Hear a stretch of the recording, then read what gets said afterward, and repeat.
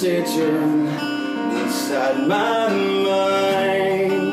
It's been too long since we have talked about nothing at all. Wish I could call. Know you're lost. Please don't you worry. Be in a hurry. Just stay strong. Won't be long before we're together, right here in heaven. I miss you, Mom.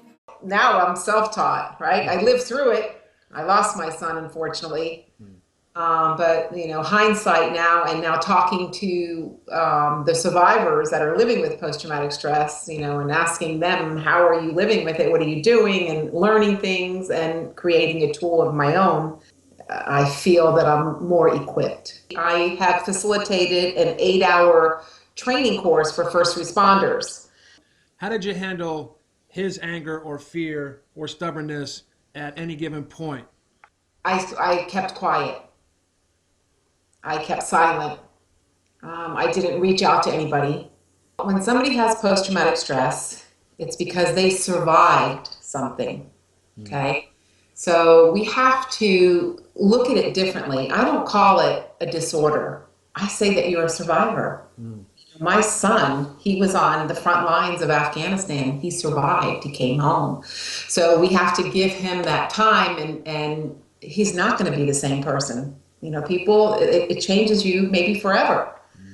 But I believe that we can learn our triggers and manage them. You know, you're not crazy. It's when you have that, when something triggers your post-traumatic stress, it's just taking you back to that moment when you felt that you were going to die. So that impending doom just comes over you completely, and you can't control that. So I say to the families, back off.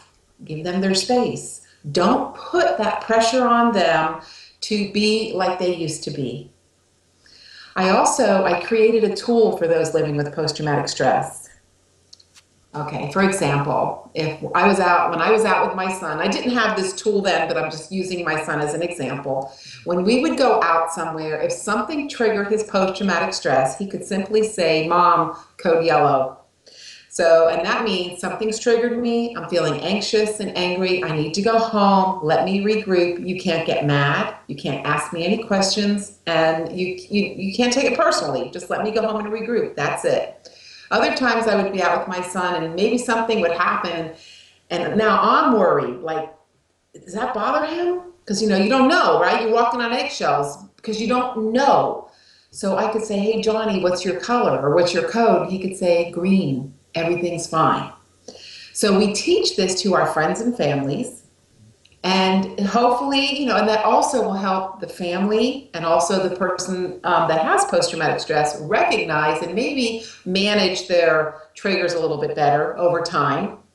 But if we ever get to code red, now I'm specifically talking about war fighters, they need to have their battle buddy there. You know, call my battle buddy now. Dear Mom, know you are hurting, feeling the burden of me not there.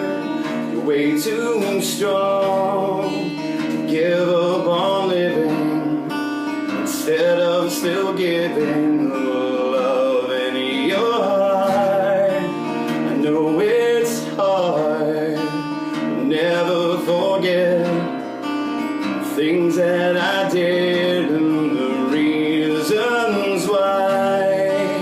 You are my mom, please keep on living.